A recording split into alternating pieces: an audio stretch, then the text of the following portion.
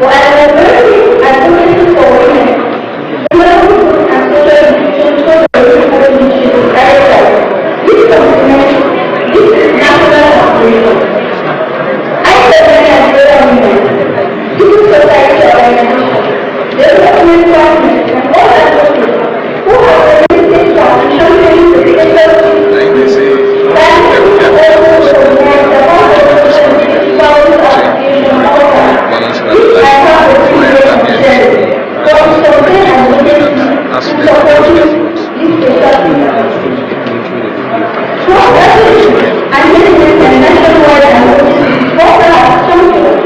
the core of better representation for women and referring the importance of inclusive governance and better participation in the leadership. Indeed, the special duty, the timely and necessary term, is this by the participants under representation of women and other marginalized in electoral, ensuring that our democratic institutions better reflect the diversity of Nigerian people. A stronger democracy is one in which everybody has a meaningful opportunity to be heard. I am particularly confident by the refinement of the proposal for the introduction of the electoral college model. The innovative approach has the potential to reduce election costs, minimize the influence of voting collections, broaden participation, and provide a more focused and friendly process for collecting votes for the elections. As our democracy continues to evolve, we must remember to reform that strengthen the system fairness and effectiveness. I therefore all stakeholders in constructive engagement and the special spirit become the right and our democratic institutions more will reflect the aspiration of all Nigerians. Once again, I commend the kind assembly, the advocacy of the special spirit, civil society organizations, women leaders, and all partners working together with our very important goal. I am confident that the conversations and partnerships of the very openly will further strengthen our democratic institutions. This will continue to work and advance our democratic national aspiration. God bless women, God bless men, God bless the country. Thank you so much.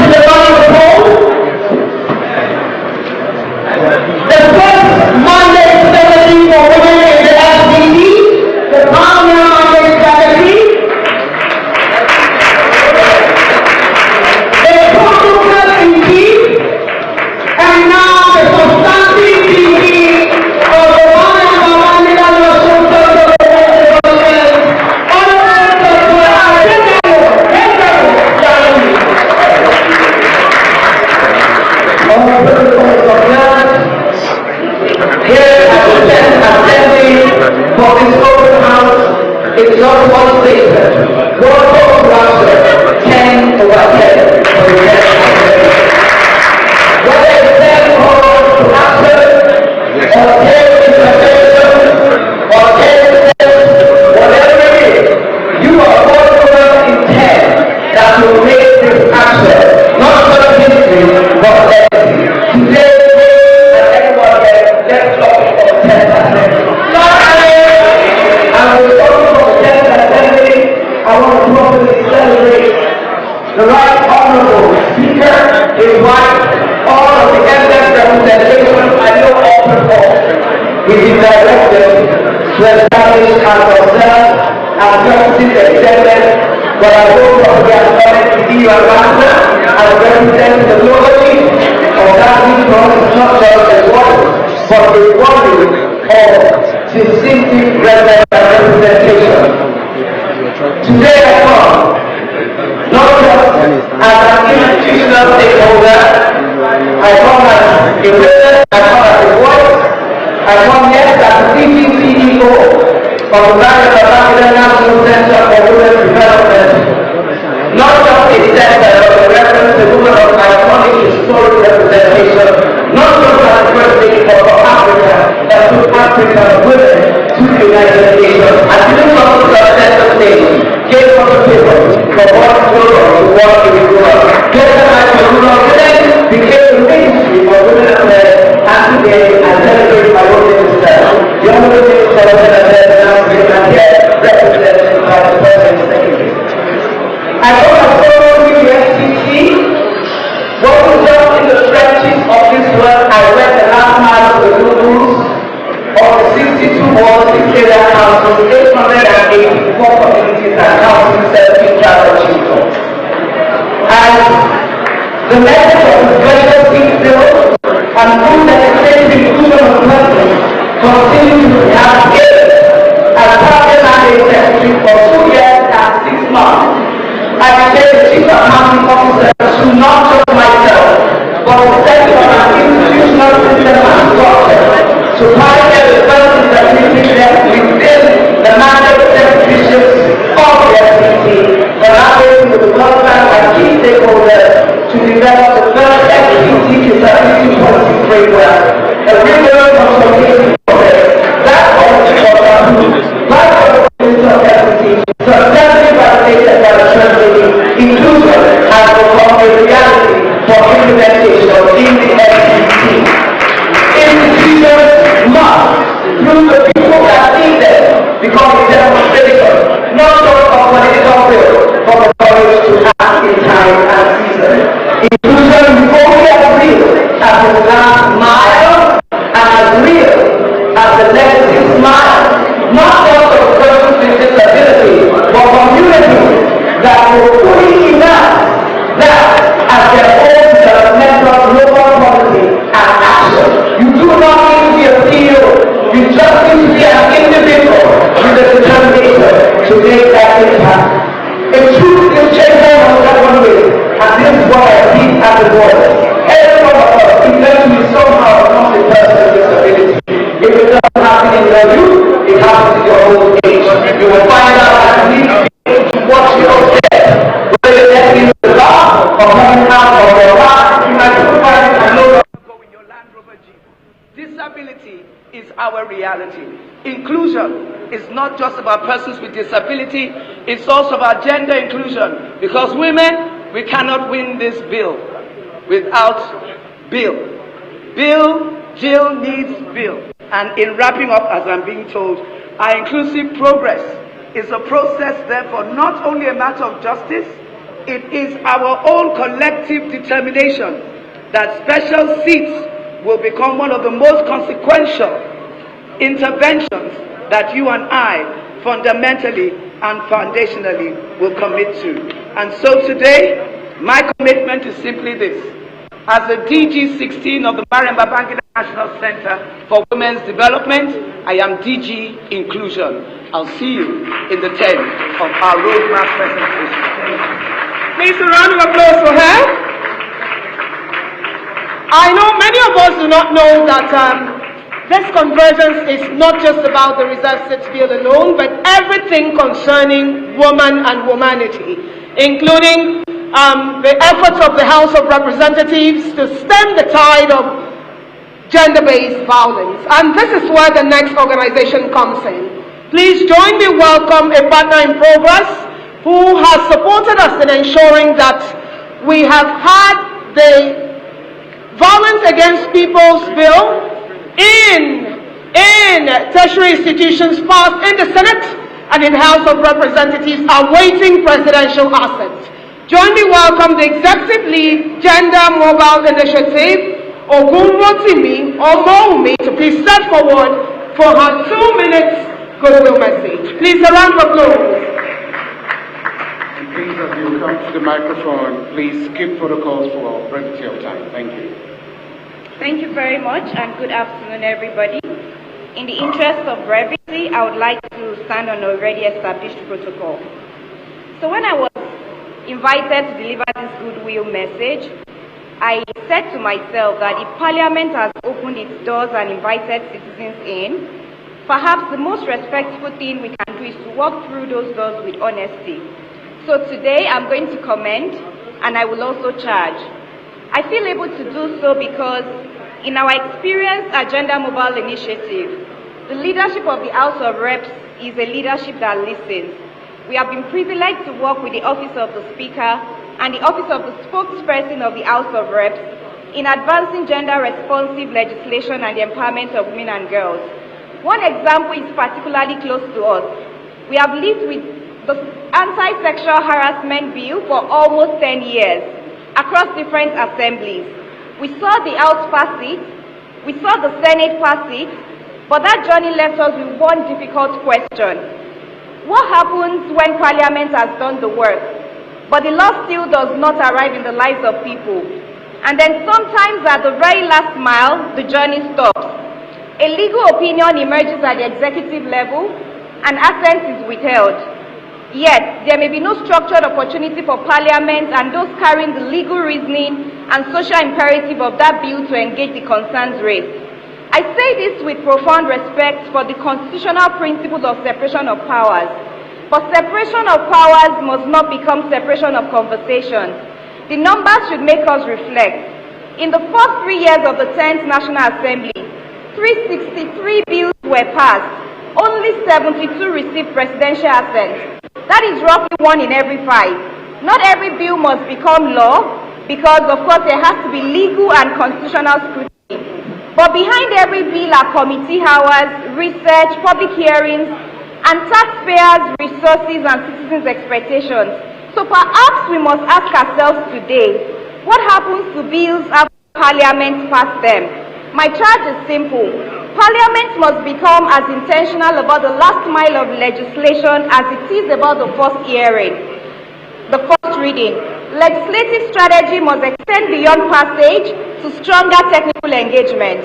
And so I'm going to apply this to the special seats bill, that sometimes we cannot continually ask women and persons with disabilities to wait for systems that have repeatedly failed to include them organically. Sometimes inclusion requires design, and sometimes democracy must have the courage to correct the structural conditions that reproduce exclusion. So as we interrogate the Electoral College model today, let us bring technical rigor and refine what must be refined. But let us not allow the search for a perfect mechanism to become the battleground for necessary reform. We have studied exclusion long enough to know that it would not correct itself. The 10th Assembly has done remarkably well, but there are still stones to be turned. But perhaps the legacy of a listening Parliament is not that it had no gaps.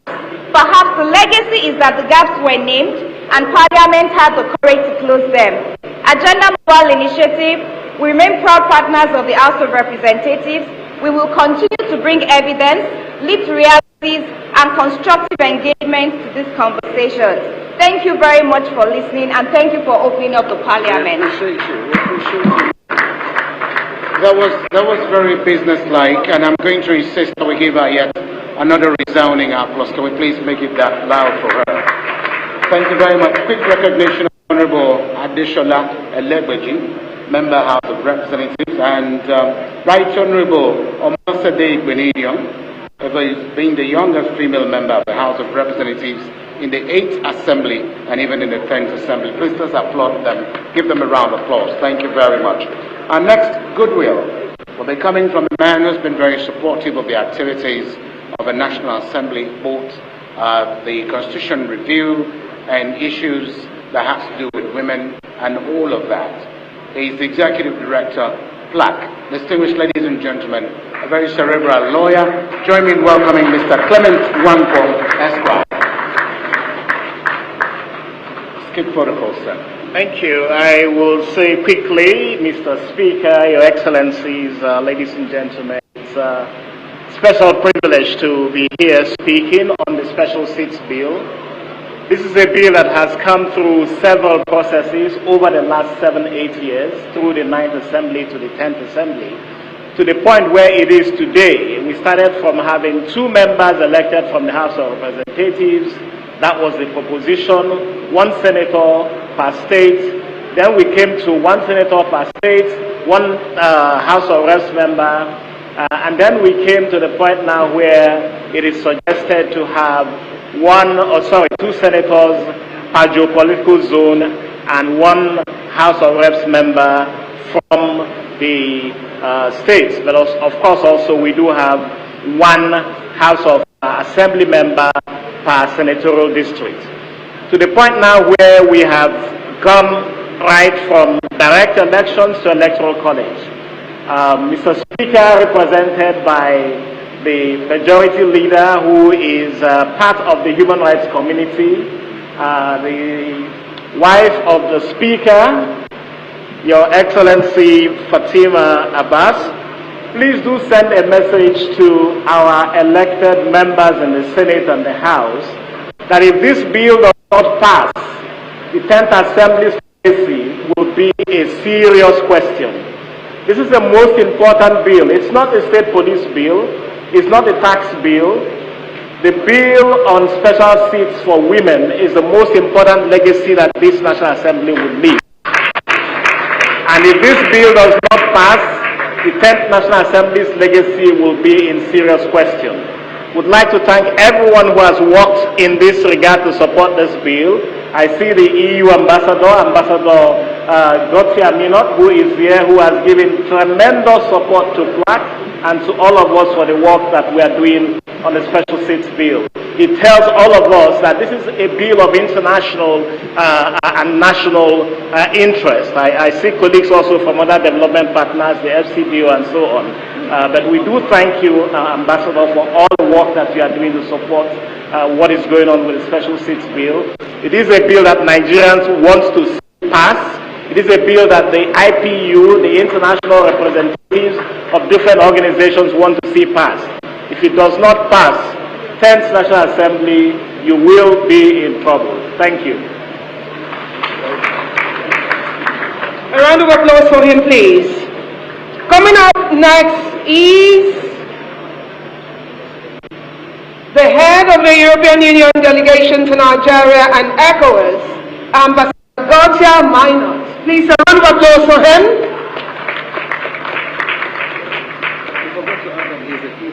No, he's an asking he for she. Good afternoon to you all, Your Excellencies, honorable members, distinguished guests, great Nigerian women. And thank you so much for giving me the honor to take the floor this afternoon. Over the past years, Nigeria has taken meaningful steps to confront the persistent underrepresentation of women in elected office, including the development of the Special Seats Bill as a temporary special measure to correct a clear imbalance in the National Assembly and State Houses of Assembly. The European Union has consistently supported this ambition, and we welcome the leadership already shown by the National Assembly on this issue, including the international legislative dialogue on women and constitutional amendment and the engagement of a wide range of stakeholders under the EU Support to Democratic Governance in Nigeria program. We have followed closely the recent work of the Constitution Review Committees, including the decision to revise the proposed model for the women's special seats from direct election to an electoral college system. We recognize the need to search for a model that can secure the broad parliamentary consensus required for constitutional amendment, while keeping the core objective firmly in view, to create effective additional pathways for Nigerian women to serve as legislators at national and state levels. From the EU's perspective, the key test for any final model is whether it advances women's meaningful representation in a manner that is democratically legitimate, transparent, inclusive, and accountable. We therefore welcome the continued engagement between the National Assembly, INEC, political parties, civil society organizations, and women's groups to refine the bill, clarify the design of the electoral colleges, and address important questions around openness of party nomination processes, fairness of selection, and effective participation by women aspirants from all parts of the country.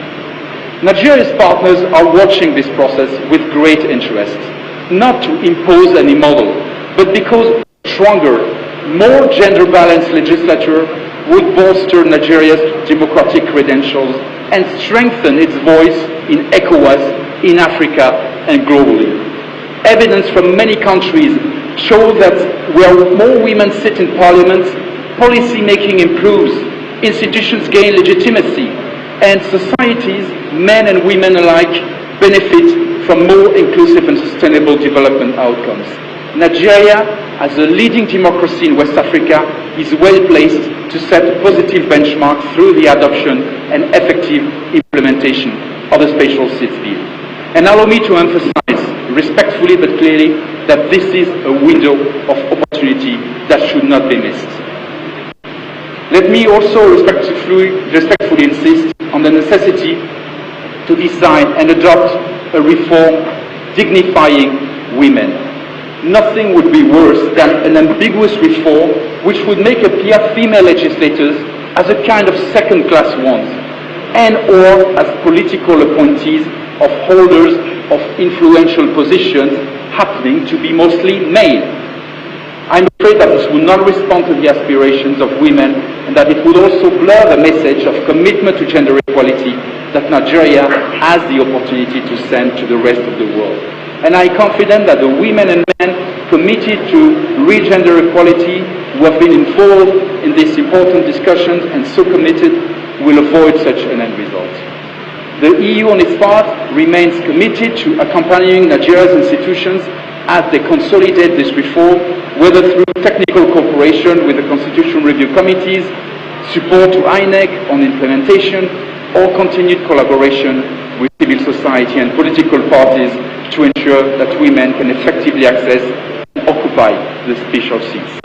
We commend the courage and persistence of the women leaders, civil society organizations, and champions within the National Assembly, female and male, who have kept this issue on the agenda despite setbacks, and we encourage you to persevere until the Special Seats Bill is successfully passed and implemented. And my final word is for persons with disabilities. I see many of the representatives today, and it's important also not to forget them and to reflect on how their voice can better be represented and heard. I thank you very much for your attention, and I wish you fruitful deliberations and success in your ongoing work to deepen Nigeria's democracy. Thank you. Thank you very much. I'd like to also plead with other speakers that will be invited to come to the podium for their remarks of goodwill to please make it business-like. 2 minutes allotted, and please don't exceed that. Keep protocols so we can run with the speed that is deserving of this program. Very quickly, I'd like to invite the Chairman House Committee on Defense, Honorable Babajimi Benson, to lend his voice to all that we're saying for the women and the special seats. Please, one round of applause for him, because he's also a he for she. Honorable Jimmy Benson.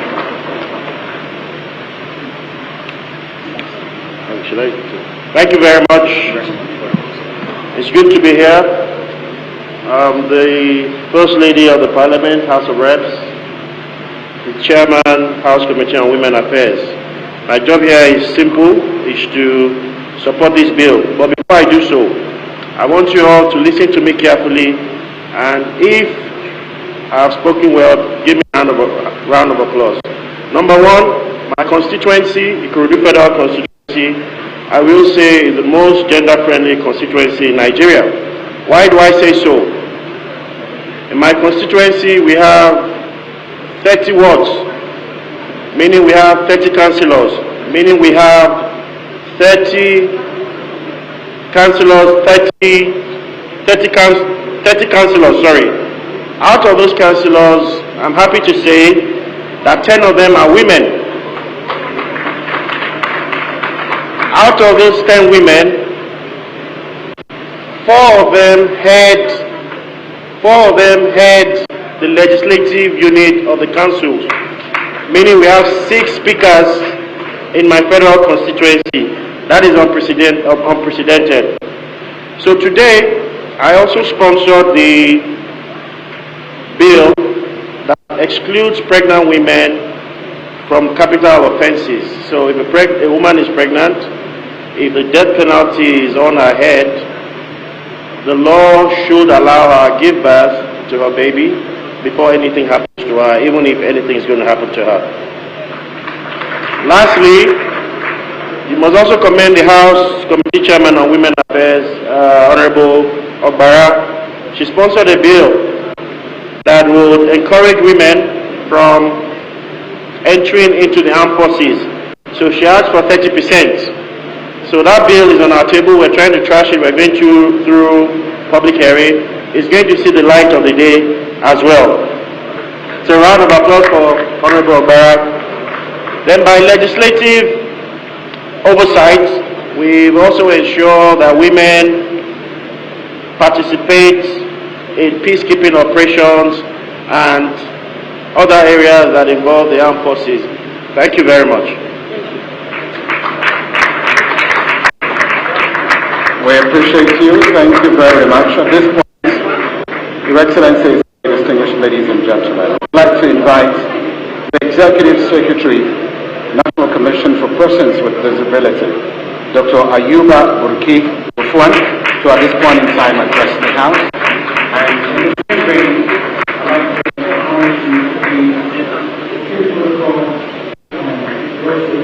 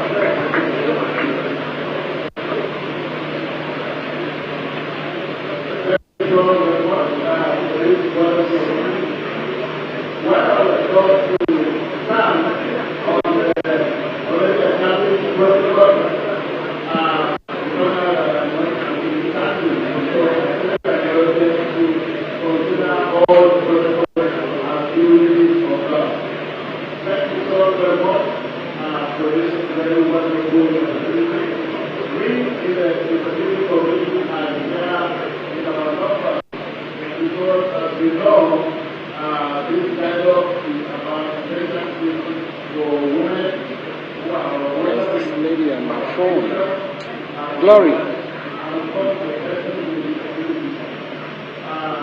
will tell you that whatever the security of God in the family, it is important that they are the greatest honor. And so, very special to today is the victory to the disability country. On the way to about 95 million the useless country of ours.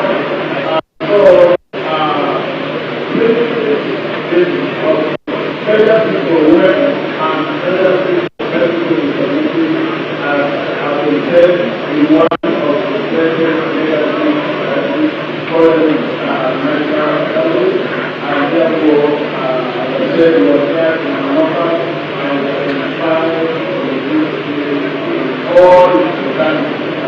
I was going to see the different aspects in the movement and the thank you so much. The documentary. Into what it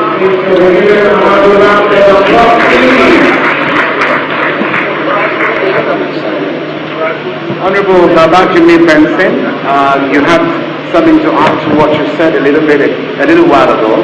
We'll just give you 1 minute to sum it up real quick, sir. Thank you very much.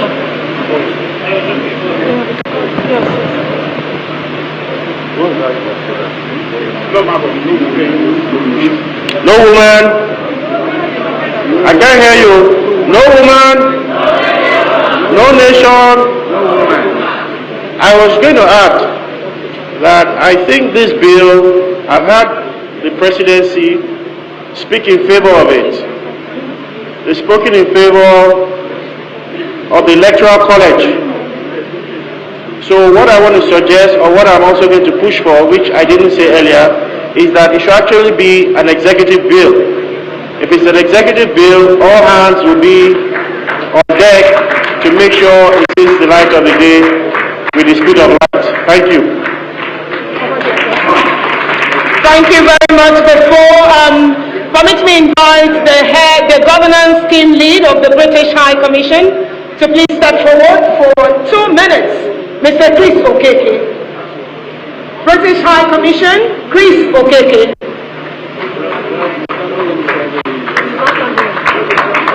Please, shall we give him a round of applause?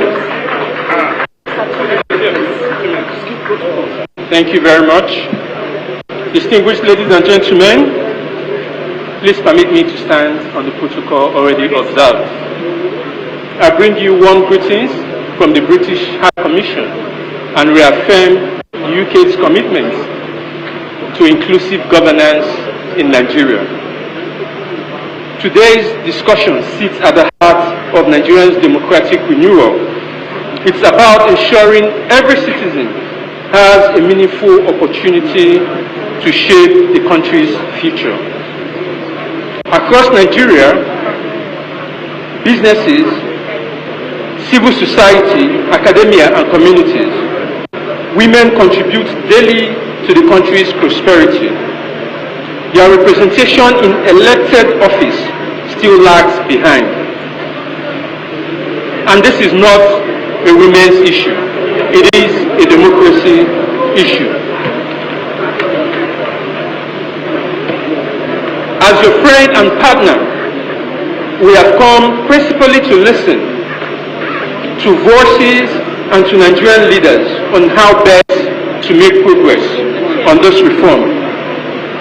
The specific constitutional mechanism, whether it's Electoral College or the original special seat bill, is a matter for Nigerians and the National Assembly to decide. What the United Kingdom can do is stand alongside Nigeria and support the shared objective, which is increased women's representation in elected office and more inclusive institutions. As I have 2 minutes, let me conclude. I'll close by paying tribute to the National Assembly for hosting this year's Open Week and for creating the space for public conversation. That in itself is a mark of democratic maturity. The United Kingdom is proud to stand alongside Nigeria as this important progress unfolds. Thank you very much. Thank you. Thank you very much. We're moving gradually to the high points of this program, and at this point in time we'll be yielding the floor to the Deputy Governor of Kaduna State, Her Excellency Dr. Hadiza Balarabe Sabua, to first of all speak, and after that her counterpart from Rivers will be invited as well. I'm told that the respect we have for governors and deputy governors, we might not be able to tell them to take 2 minutes, but the chairman of the event, the former speaker, has asked that we yield to them 3 minutes. So, Your Excellency, ma'am, you have the floor for 3 minutes. Thank you very much. Thank you very much. Your Excellencies, all the elegant women here, please, I crave your indulgence to stand on the already established protocol. I'm indeed honored to be part of this important national conversation on strengthening Nigeria's democracy through greater inclusion of women and persons with disabilities. I thank the leadership of the House of Representatives for this invitation to this dialogue at a time when our nation is searching for practical ways to deeper representative governance. Democracy flourishes when every segment of society sees itself reflected in institutions that make decisions on its behalf. Inclusion is not simply a matter of fairness. It is essential for better governance, stronger public trust, and improved development outcomes. For too long, our democratic journey has been like a bird trying to fly with one wing tied. For decades, we have sung the anthems of equality, while our legislative halls remain predominantly echoes of a singular demographic. Today, we must ask ourselves a quiet, haunting question. Can a nation truly be free if half of its intellect is sidelined and a significant portion of its resilience, embodied by persons with disabilities, is treated as an afterthought? The Special Seats Bill is not a plea for charity. It is a demand for clarity. It is a recognition that the barriers to the ballot for women and persons with disabilities are not lack of merit, but the presence of a systemic architecture that excludes. The Electoral College model we deliberate upon today represents a bridge. It is a pragmatic vehicle to navigate the turbulent waters of our current political climate, ensuring that representation is not just a theoretical concept, but a lived reality. By creating these special seats, we are not tilting the scales. We are finally calibrating them so that they can weigh the true potential of our nation. To my siblings in the House of Representatives and across the nation, I say this: inclusion is not a zero-sum game. When a woman takes her seat at the table, she does not take yours. She brings a perspective that ensures the table doesn't collapse under the weight of incomplete policy.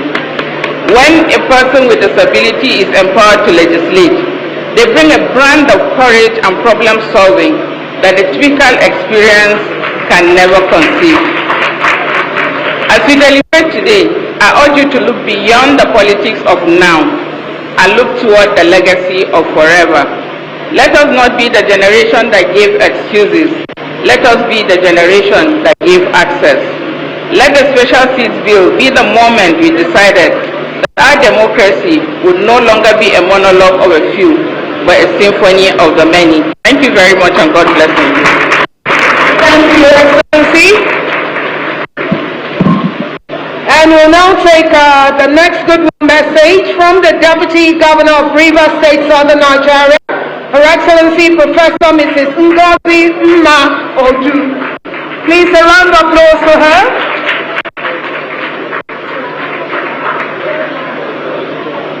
When women are on the table, the weight is balanced. Thank you. Thank you.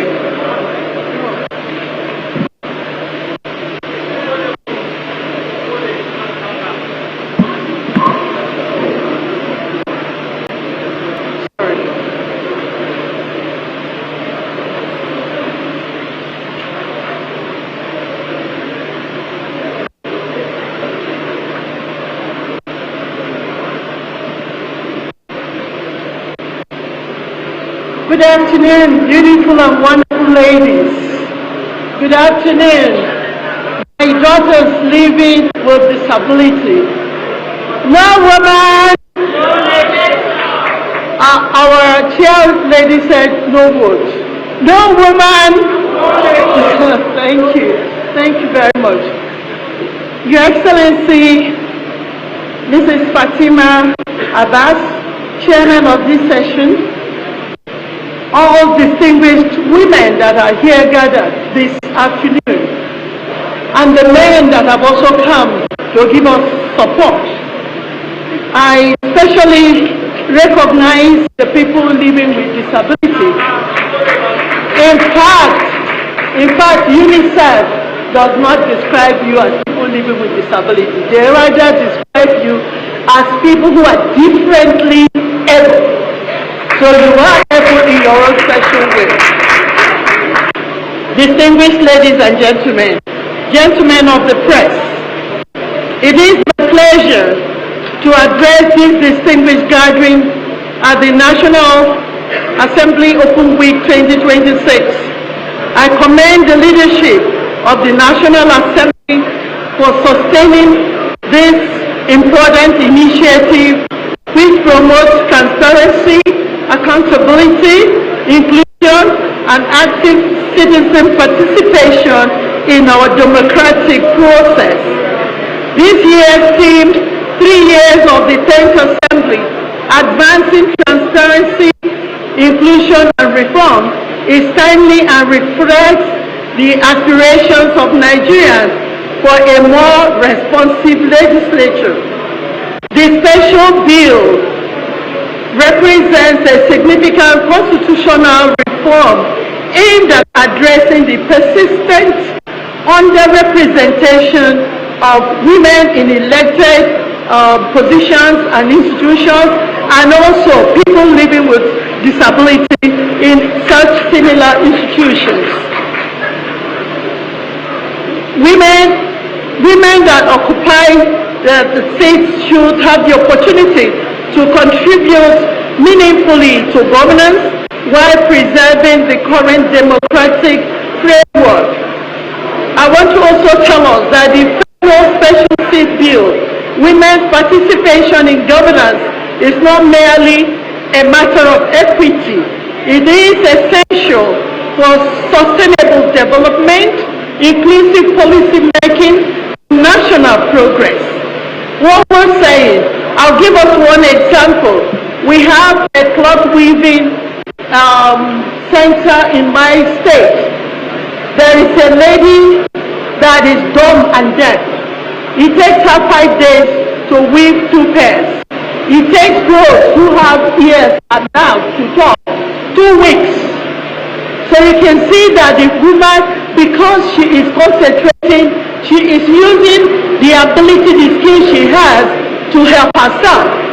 Talking about the federal bill, you know, a school of thought would say that, oh, allow women to compete with the men. And they are comparing us with what is happening in democracies that have been there for centuries. Or they will tell you in America they don't do that, in UK they don't do that. They have been democratic for over 2 centuries. So we will get there.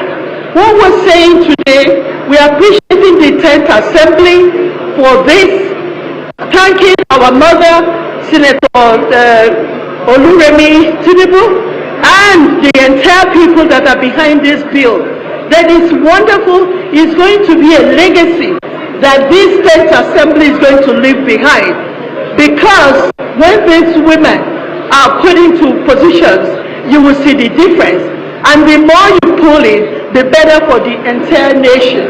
I want to tell us that for us in the country, as of today, we have 9 female deputy governors. And I want to say, yes, we'll clap, but we also need a little bit more, because I want to beat my chest to say that these 9 deputy governors have done pretty well, absolutely very well. So I want to say that I lend my voice to those who have spoken earlier, that this bill should be supported for everybody, because it will be for public good and national good. But before I conclude, let me just tell us a little bit that my state is trying a little bit. All the local governments we have, 23, all the vice chairpersons are females, all the chairmen are females. We have 6 female legislators at the state assembly. We have a female senator. We have 2 females in the House of Representatives. We've had 2 females serve as chief judges of the state. We've had 1 Supreme Court judge. We've had a 7 Court of Appeal. But what we're saying, it should be the natural picture that cuts across the nation. So I want to thank us and let all of us put our hands together and make sure that this legacy comes to pass to the glory of God. Thank you all very much indeed, and may God bless us all. Thank you very much, ma'am. Thank you. We appreciate you, ma'am, the Deputy Governor of Rivers State. Please let me plead with us. If this event means anything to you, then we must observe some bit of decorum and observe silence, because what is being discussed here concerns you, and it concerns the future of our children yet unborn. So please, if it means a thing to you, especially those of you at the rear, can we please speak in stereo tones so we can pay attention to what is being discussed from the side of the divide.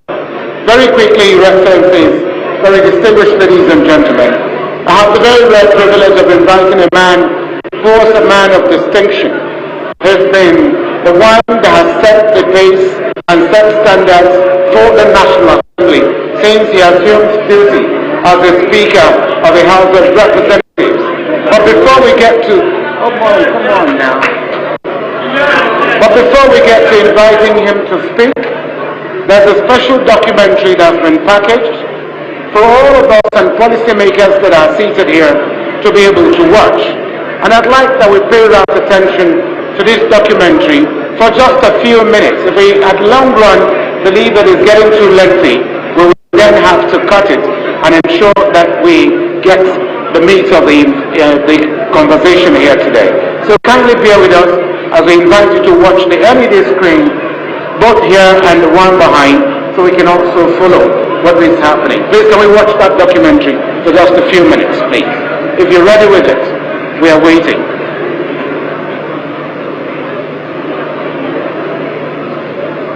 Speaker, I thought documentary speaker, but they said it's 20 minutes. Speaker hasn't spoken now.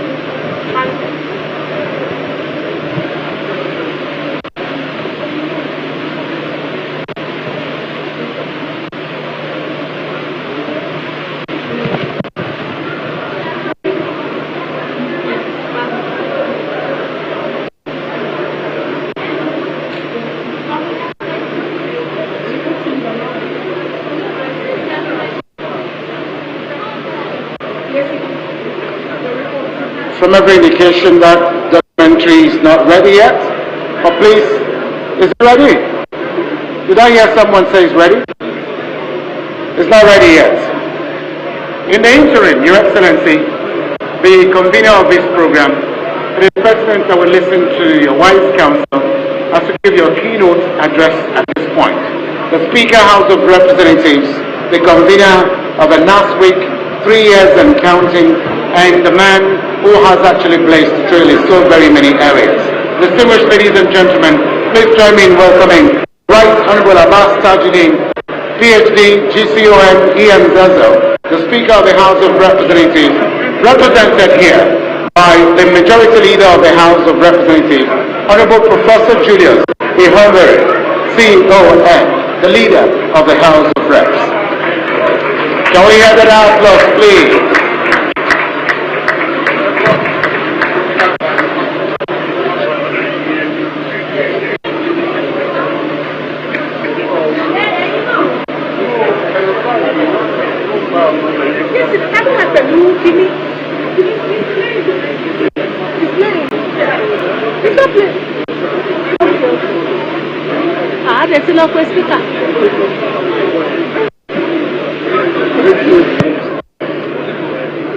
Thank you.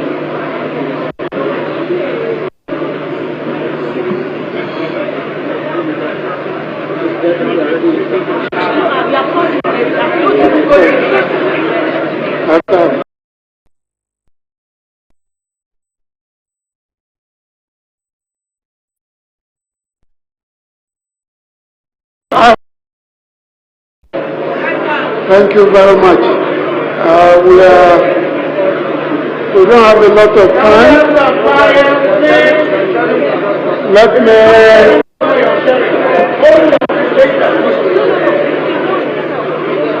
me acknowledge the presence of the Deputy Chief Whip of the House and my colleagues in the House of Representatives, the chairperson of this special session, my sister, Right Honorable Patricia Ike, the Deputy Governor of Kaduna State, Dr. Hadiza Balarabe, and the Deputy Governor of Rivers State, Professor Ngozi Odu, as well as the Chairman of the Committee on Women Affairs, the one and only Kafilat International. Well, we can go on and on. Please allow me to stand on the protocol properly established by Her Excellency, the wife of the Speaker, earlier on. About a year and a half ago, I complained that the women were not mobilizing enough in support of the bill. Today, I humbly reverse myself. The kind of mobilization I have witnessed in the last year has never really happened for any bill that I know. So I want to commend those who have been very active in the field for the kind of mobilization they've been doing. But I still maintain my position that the women in power are not speaking out in support of this bill. And we have very many of them dominating the banking sector and other sectors, and they are loudly silent about this bill. We must call them out to come out and speak, use their power, their connections, their networks, and the influence they've garnered to speak in support of this bill. I will proceed to read the address of Vice Honorable Abbas Tajuddin, PhD, GCON, Speaker of the House of Representatives. And I want to say this is the best address I have ever had to read on behalf of the Speaker. So, and I have read over 100 on his behalf, but this is the best speech that has ever been written on this issue. So let me proceed. Every parliament is remembered for the great questions it chose to answer. History does not judge a legislature only by the laws it passed, but by the injustices it was willing to confront and the country it helped to build. Today, we gather to answer one of the defining questions of our democracy, which is whether the House that speaks in the name of all Nigerians will at last begin to look like all Nigerians, women and men and citizens of every ability. It is my honor to welcome you to this national dialogue, which brings together two causes that share one soul: the Special Seats Bill for the women of Nigeria and the Special Bill for our citizens living with disability.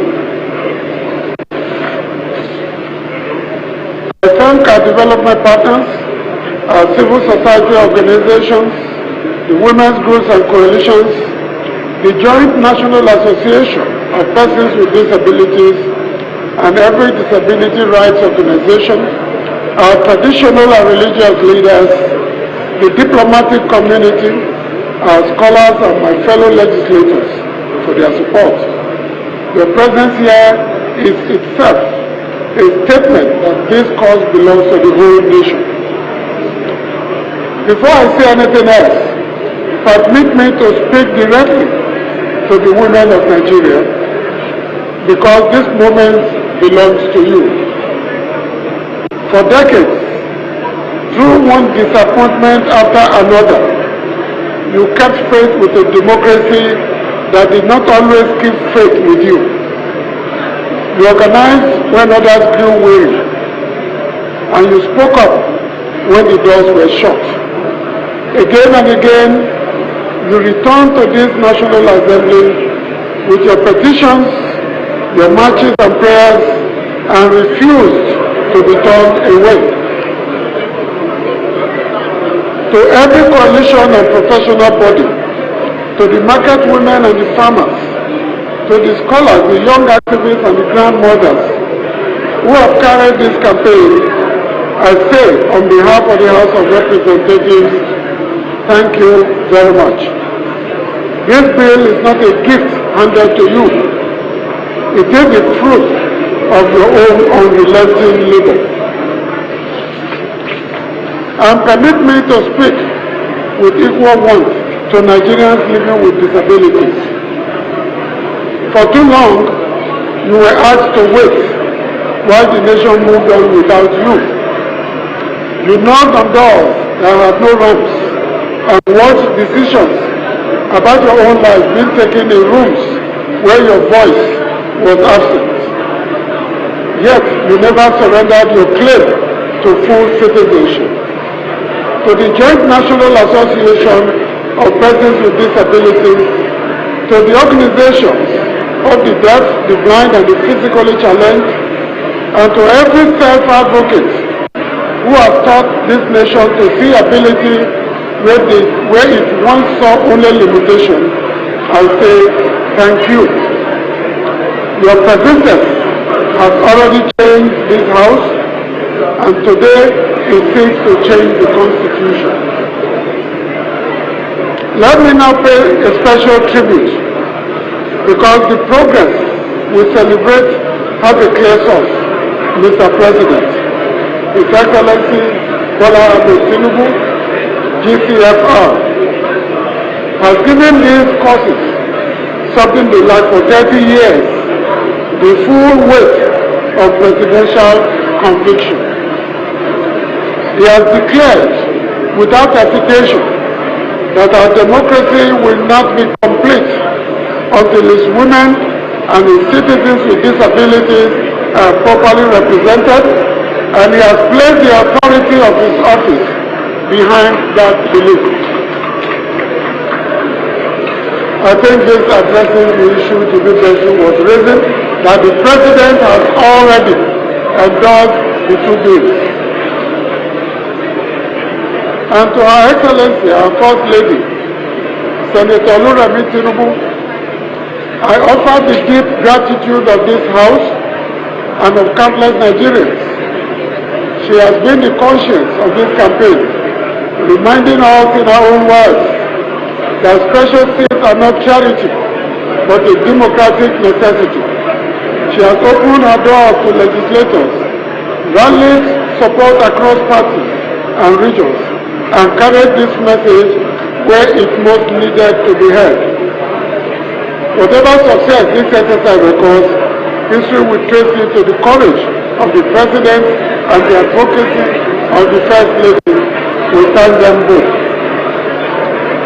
Let me now speak plainly about why we are here. In a country where women are almost half of the population, look, if you don't want to listen to the speaker, you are free to leave the room. Yes. The speaker is addressing you and you are making all these noise.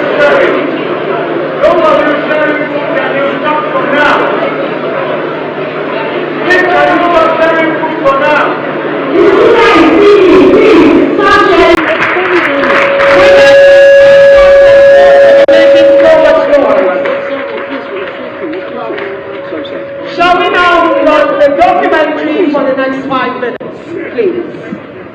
The documentary for the next 5 minutes. They need to change the batteries for this. Battery. Yes, but that is being used as well. Please fix your eyes on the LED screen. The documentary is airing. Let's have the audio. Audio, please.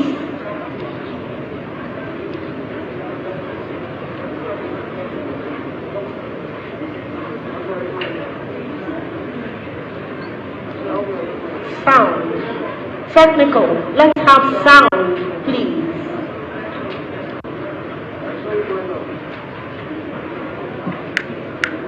Audio on the documentary.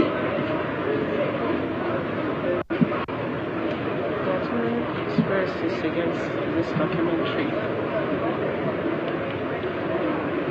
Let's do us the honor. Let's play back this documentary and ensure that there's audio so we can pay attention. Thank you. No sound.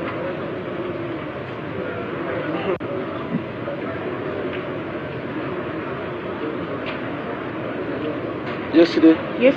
There's nothing we can do about this. There is no audio. If we can take any other goodwill message, there is no audio. Huh? There's not a report card yet. This thing. back and forth. If he doesn't do, we can't have the second time. We are going into the panel session after the report. The agenda report. After that, we will talk. The panel session. John Mutu and then the panel. Can we step it down? Please, can we step down the documentary for the time being? Just before the report, the gender report that is to be presented, would like to invite one of the youngest members of the female member of the House of Representatives in the 8th House of Representatives and the 10th House of Representatives, Right Honorable Mr. Winidio, to at this point in time speak to us very briefly. We need to support this program and support this bill as much as we can. Please, thank you very much, the House Chairman, for giving us this privilege. Thank you. Thank you very much. Permit me to stand on already existing protocol. I won't take much of your time. There are moments in history that belong to one person, and there are moments that belong to generations. I stand before you today not simply as Right Honourable Mosle Gabriela Igbenedion, but as a symbol of possibility. In 2015, I became the youngest woman ever elected into Nigeria's House of Representatives, and the first, and till this day, the only woman ever elected from Edo State to the House of Reps.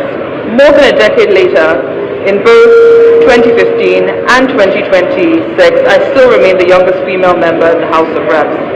While I'm grateful for these milestones, I also find them deeply sobering, because I never dreamt of being the only one. I dreamt of being the first of many. I represent the dream of the little girl who dares to believe that leadership has no gender.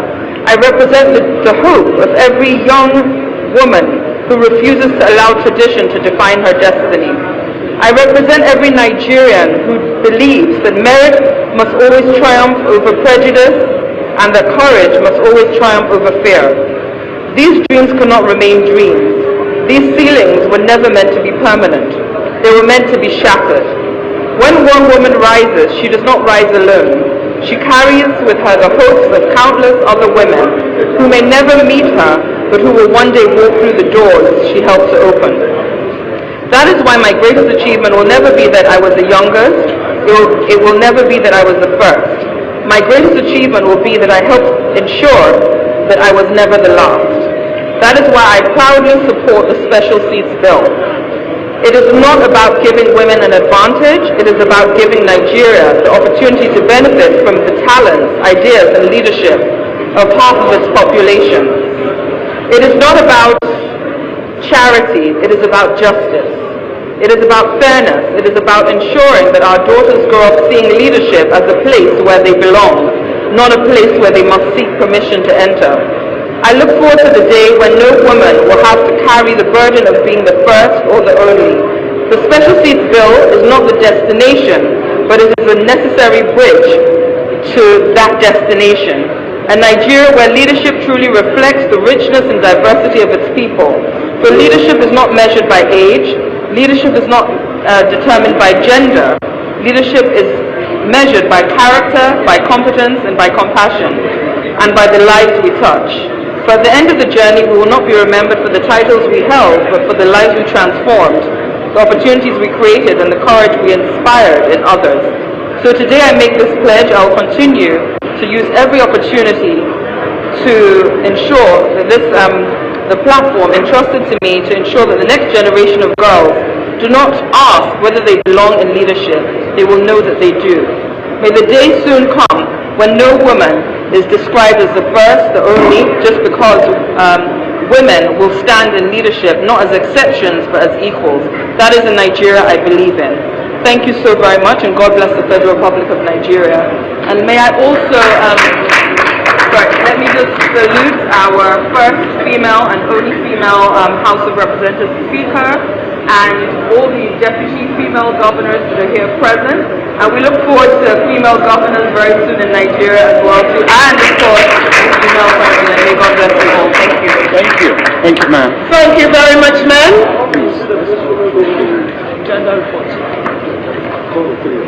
Thank you very much. Thank you for holding doors and the commitment you've made. We now move straight to the next agenda on the item on the agenda, and that is the Gender Report 2023 to 2026. It will be presented by the SA to the Speaker on Women Affairs, Yeside Olasimbo, Ife Oluwapo Adebagbe, SA Support Services, and Joy Akut, SA Gender, Office of the Deputy Speaker. Welcome, and let's have the presentation.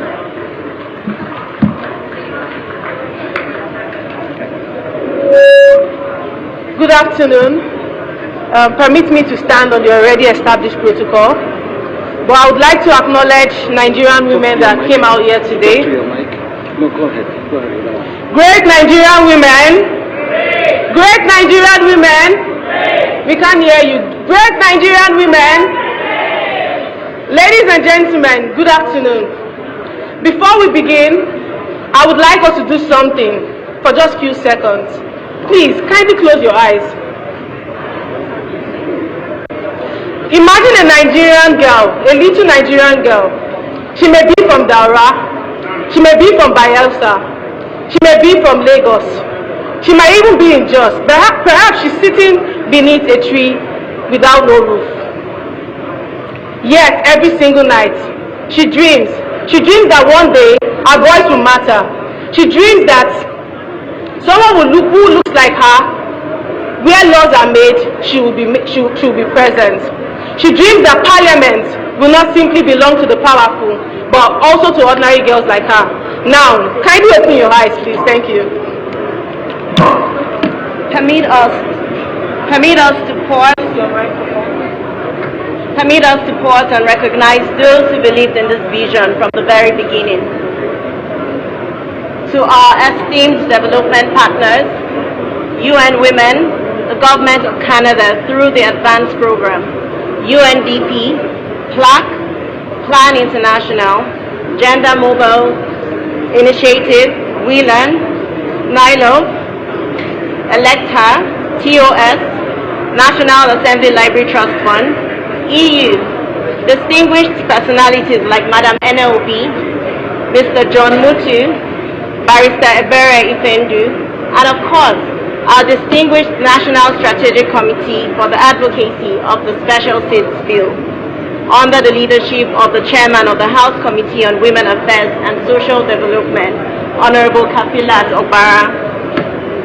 This committee engaged legislators, political parties, grassroots organizations, and stakeholders across the country, ensuring that advocacy for the Special Seats Bill became not just a conversation, but a truly national movement. If members of the Strategic Committee for the Advocacy of the Special Seats Bill are in this room this afternoon, may we ask you respectfully to rise so that we celebrate your service to our nation. Please, if you're here, rise up. Thank you. And lastly, every partner organization that has walked this journey with the House of Representatives, thank you.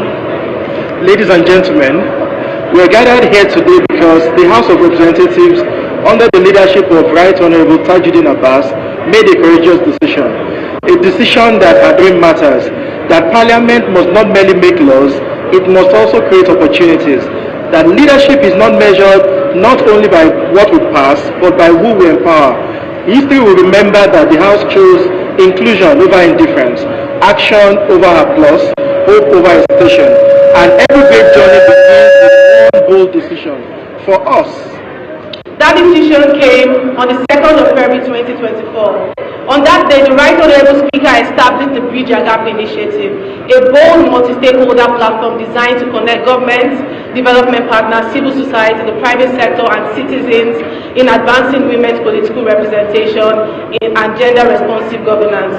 It was one of the greatest privileges of my career when Mr. Speaker entrusted me with coordinating that vision. For me, it was never simply another assignment, it was a responsibility that this initiative will not just become another beautiful idea sitting on the paper, but a leading platform capable of transforming lives. That vision slowly became a movement, and thankfully, I never walked that journey alone. Because vision alone never changes institutions. People do. From the very beginning, Bridge Her Gap became more than a program. It became the meeting point for government institutions, civil society organizations, development partners, women's groups, the private sector, traditional institutions, and ordinary Nigerians who believe that our democracy becomes stronger when everyone has a seat at the table. That single decision laid the foundation for everything we celebrate today. And barely 1 month later, history was made. On the date of March 2024, for the very first time in the history of the Nigerian National Assembly, the doors of the parliament were intentionally opened to women, not only to elected officials, not only to dignitaries, but students, women with disabilities, and all our partners. And for the very first time, they walked through those doors. Many of them told us afterwards, for the very first time, we truly felt for the parliament. We truly felt that the parliament belonged to us. That day was not merely just an event. It became the beginning of a relationship between parliament and the women of Nigeria, a relationship built on trust, dialogue, collaboration, and a shared purpose. Because once those doors were open, they remained open. What followed was something really remarkable. New partnerships emerged. Development partners strengthened their collaboration with the parliament. Civil society organizations found a willing legislative ally. International organizations increased their engagement. Women's groups became active participants in conversations around policy. This is what visionary leadership produces. It creates spaces where progress becomes inevitable. It reminds us that democracy is strongest when citizens do not merely observe governance, but actively participate in it. And before long, those conversations began producing even greater results. One of those unforgettable moments came on the 10th of October 2024, the International Day of the Girl Child. Working alongside Plan International, this house created a moment that captured the imagination of an entire nation. For one extraordinary day, a 16-year-old Nigerian girl, Miss Isabel Anani. Is she here right now? Please rise up for recognition. Thank you. She symbolically presided over proceedings in the House of Representatives. It was not simply one young girl occupying the Speaker's seat. It was millions of Nigerian girls seeing themselves reflected when decisions are made. Representation matters, because when young girls can see it, they begin to believe they can become it. That single image traveled across Nigeria. It became more than a photograph. It became permission to dream. And perhaps there is a greater gift leadership can give to a young person than the confidence to dream beyond limitations society faces before them. Only a few days later, on the 17th of October 2024, the House once again demonstrated that gender equality is not separate from national security. Through the Office of the Speaker, a historic high-level dialogue of women's peace and security was convened. Around one table sat legislators, the Federal Ministry of Women Affairs, and all our partners, not because inclusion was fashionable, but because lasting peace cannot be achieved when half of this nation's population is excluded from building it. That meeting reaffirmed one important truth, that women's inclusion is not simply a gender issue, it's a national development imperative. Ladies and gentlemen, as the months unfolded, it became increasingly clear that this was no longer a series of activities, a movement sustained by people who believe Nigeria could do better. Permit me at this point to specially recognize one remarkable woman whose commitment has remained unwavering throughout this journey, the chairperson of the House Committee on Women Affairs and Social Development, Honorable Kafilat Ogara. Honorable Chair, thank you so much for standing boldly, for speaking consistently, for working tirelessly, and for refusing to become weary in the pursuit of greater inclusion for Nigerian women. Your courage has inspired a lot of the women here. May we please celebrate her with a warm round of applause. And of course, we didn't do this alone. To every honorable member who has supported this vision, we say thank you. Ladies and gentlemen, every advocacy journey eventually reaches a defining question. Will the conversations remain speeches, or will they become laws?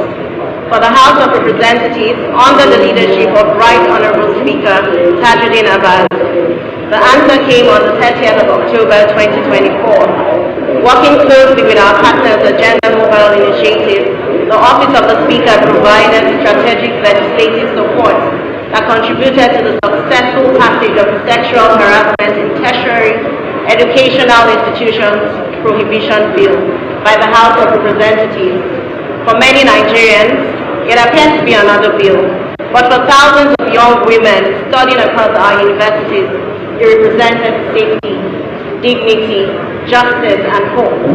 Then on the 5th of November 2025, the Senate also passed the bill reaffirming that meaningful reform is achieved through persistence, partnership, and shared commitment. Ladies and gentlemen, if there's one lesson this journey has taught us, it's that real change cannot remain inside the conference rooms. It must be seen, it must be heard, and it must be felt by the people. That conviction inspired one of the most powerful moments in the history of the Parliament.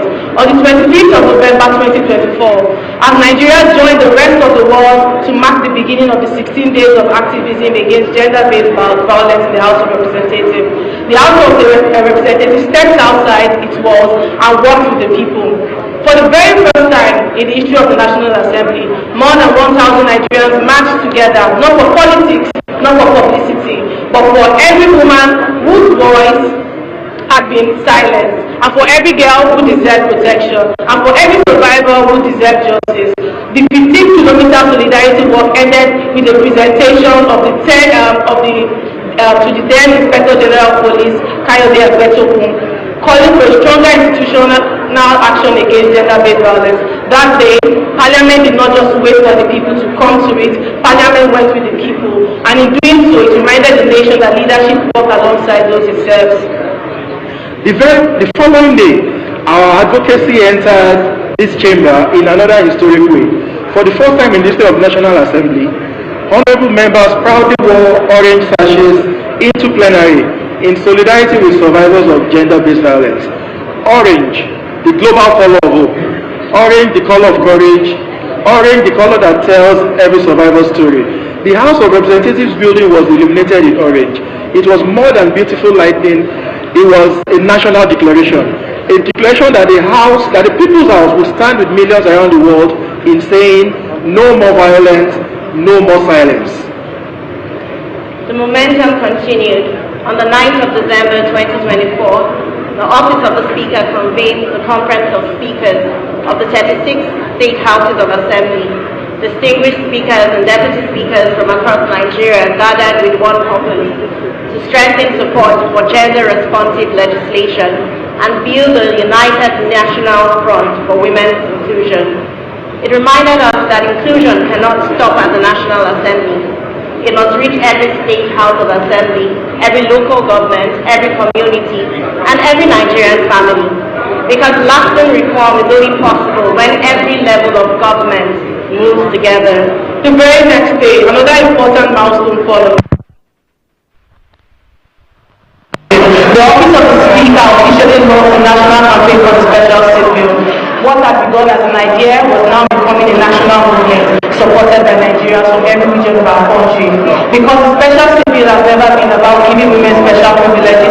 It's about giving Nigeria better representation. It's about ensuring that the People's House truly reflects the people it serves.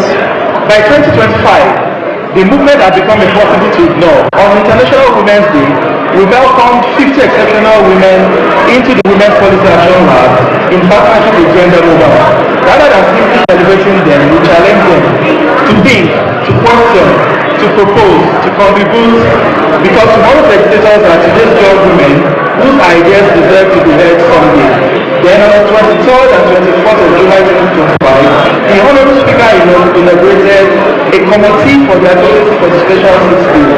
That committee became the engine room of a coordinated campaign engaging legislators, political parties, grassroots organizations, and development partners across the country. The momentum continues to grow.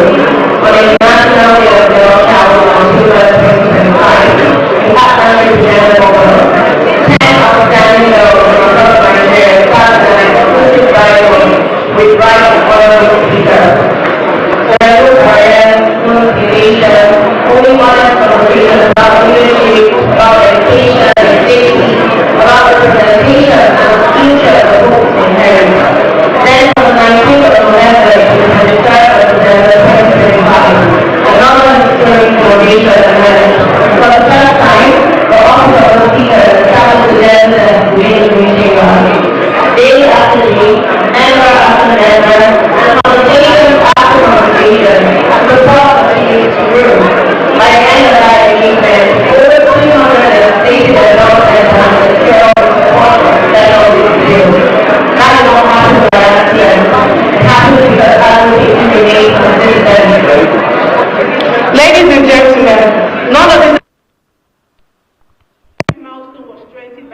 extraordinary partnership. Today, we proudly acknowledge all our partners who believed in our vision, especially the wife of the Speaker. Thank you for proving that lasting change is never built by one institution alone. It's built through partnership, through trust, through shared purpose. As we celebrate these milestones, we must also honor the visionary leadership that made them possible. The Right Honourable Speaker, Honourable Tajuddin Abbas, and his deputy, Honourable Benjamin Kalu, did not merely support a gender agenda, they institutionalized one. They opened the doors of the parliament, they created a platform, they gave the mandate, and more importantly, they consistently provided the leadership required for that mandate to flourish. Mr. Speaker, history will remember not only the bills passed under your leadership, it will also remember the life transformed because you chose to make inclusion a legislative priority. Thank you, sir. Finally, 3 years ago, this journey began with one decision by the Right Honourable Speaker to build a bridge instead of another barrier. When he entrusted me with coordinating the Bridge Gap initiative, I accepted that responsibility knowing that it was bigger than me. It was never about organizing programs, it was about helping to build a legacy where women are no longer invited into governance as an afterthought but recognized as equal partners in nation building. I have been privileged to work alongside exceptional colleagues like Joy here, thank you so much, whose commitment has enriched this journey every step of the way.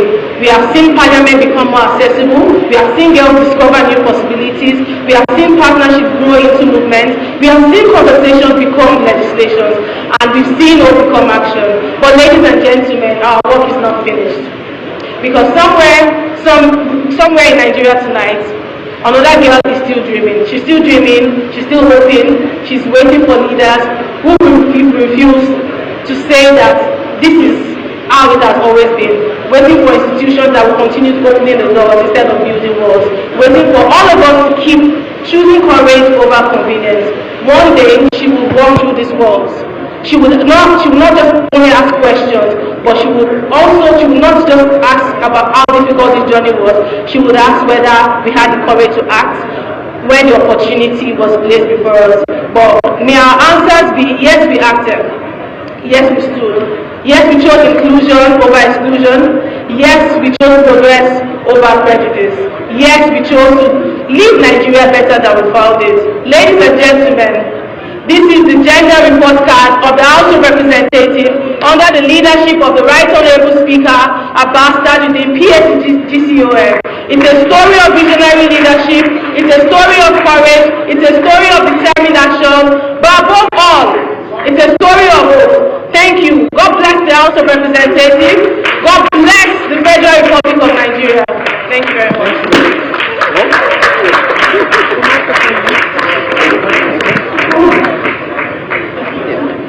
Courage over convenience.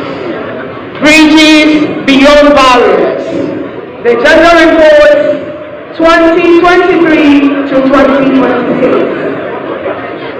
Please can we now take the group photograph before we step into the final session.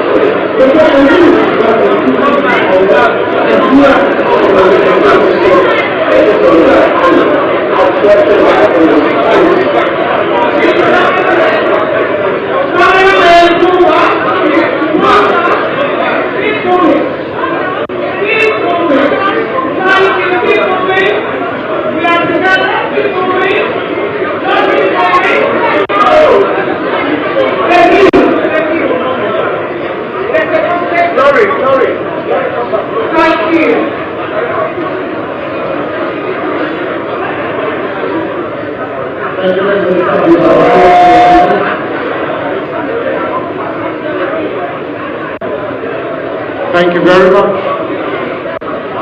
Thank you. You may take your seats.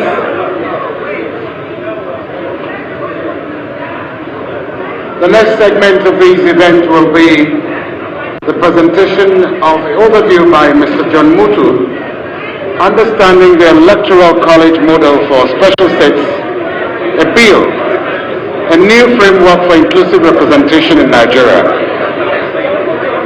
John Mutu. Mr. John Mutu, if you are anywhere close by, please, we'd like to have you at the podium.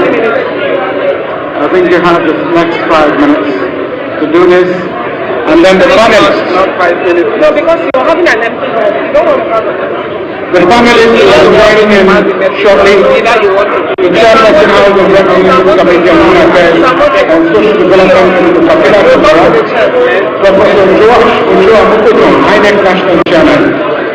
Lois Auta, Member Governing Council, Maria Babangida National Center for Women Development, and Professor Edna Didi Azura, Wata Mutako, President National Council for Women Societies. Mr. Tomoto, sir, you have the floor. Your Excellencies, distinguished ladies and gentlemen,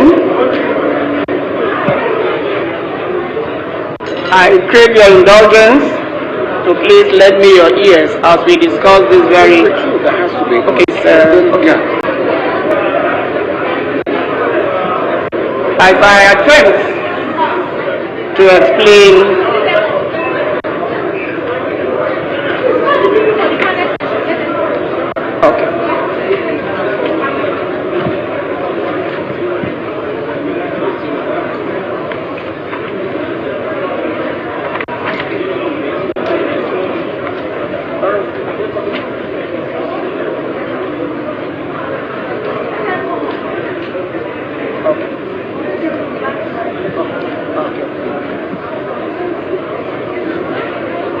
But before I start, I've been directed to invite the panelists to please join us on the high table. The first is distinguished Senator Kairat Ireti Kingibe. Please, is she here? Distinguished Senator Ireti Kingibe, please, can you come forward? I also have Honorable Kafila Togara. We have Professor Joas Ujo Amupiton, please. Can you please come forward? And Lois Auta, please, can you come forward? And the last but not the least, Princess Edna Didi Azura, please, can you come to the high table, please? Can we welcome them with a round of applause as they come forward? While they are coming, let me please quickly proceed.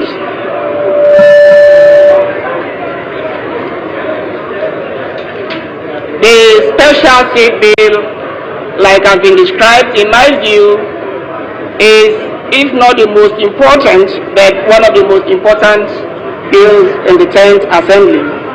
And I must congratulate all of us who have been part of this journey.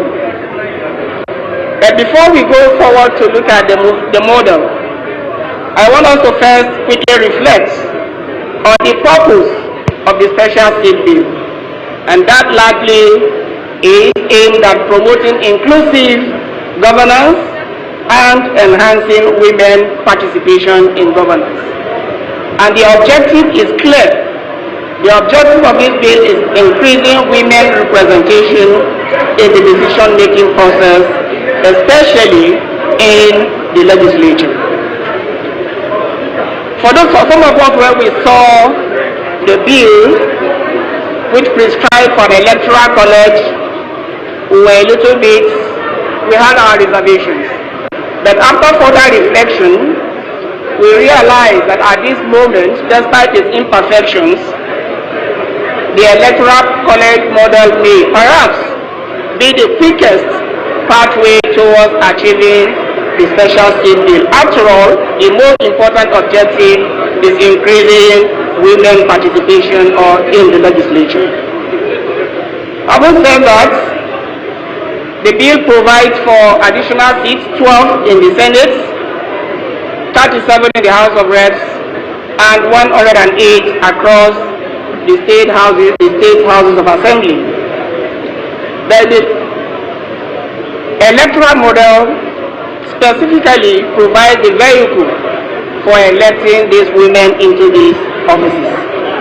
And if you look at our bill, Clause 6 provides the 36 seats. Clause 13 provides the 3 special seats in each state, which makes a total of 157. The question is, how will these women be elected? First, the bill provides that INEC shall conduct elections across the country in a manner that will provide or produce these candidates. Secondly, political parties are also mandated to nominate candidates, registered political parties nominate candidates who must be women. The National Assembly is mandated in Clause 12 to enact a law that prescribes the other details and working mechanisms that will guide INEC in conducting these elections. But most significantly, the electoral model provides that these senators, these members of the House of Reps and the state assemblies will not be elected directly, but through an indirect system. This proposes that their election model will be different from the other senators, and the bill specifically creates the Electoral College. For the Senate, it provides, because the 6 geopolitical zones are expected to provide 6 or produce 2 senators across the 6 geopolitical zones. It provides that each state shall have state electoral colleges. Each state shall have state electoral colleges. And the composition of these electoral colleges specifically includes all elected chairmen and vice chairmen of all the local governments and area councils, all the elected councillors across the local governments, all elected House of Assembly members in each state, all the elected House of Reps members, and finally, all senators from each of these states. But what is most important, especially for the Senate, the bill provides that the Senate... This is Channels Television. You've been watching our live coverage of the NASS 2026 Open Week National Dialogue on the Electoral College Model for the Special Seats Bill. This brings us to the end of the broadcast. Please stay tuned as we continue with